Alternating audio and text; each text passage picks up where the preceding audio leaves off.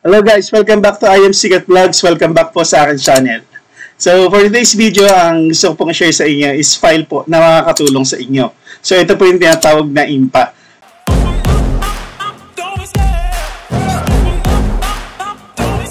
I love the chase and the hunt, and I set the pace when I'm running. I always take what I want and I always give it 100. Don't need a bank, no I'm funded. Play the game like it's nothing. I'm always thankful for something. Don't take for granted, stay humble. Now wake up!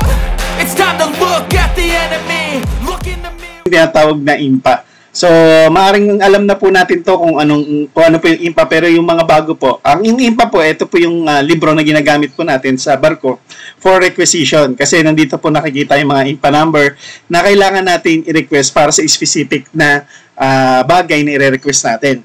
So, madalas po sa barko, minsan isa lang po yung IMPA at nangyayari pagka nagre-request po tayo, nagkakasabay-sabay, minsan wala po tayo magamit na libro. When kung meron ka pong copy nito sa computer mo, syempre, mas mabilis mo magagamit or mas mabilis ka makakagawa ng requisition mo.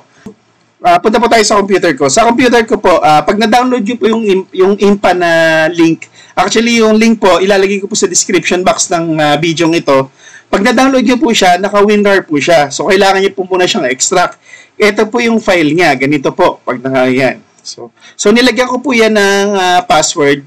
So, sa gitna ng video na to, doon ko po ipopost yung password ng IMPA na to para ma-extract nyo po.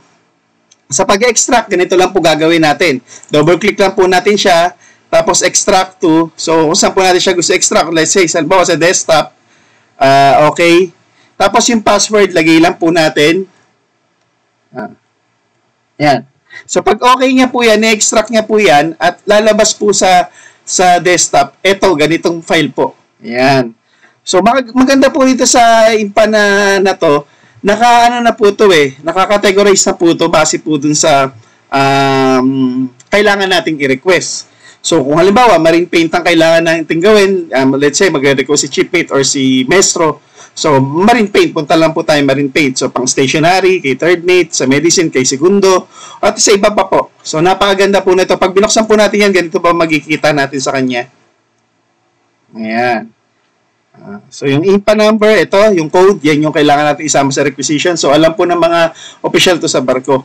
So, yun lang po. Maraming salamat sa pagtutok nyo sa akin channel. So, huwag po natin kalimutan na mag-subscribe at i-like yung video na to kung nakatulong po sa inyo. At share din po natin sa mga kakilala natin. Maraming salamat po sa inyo lahat. God bless po. Thank you. It sound right, boy.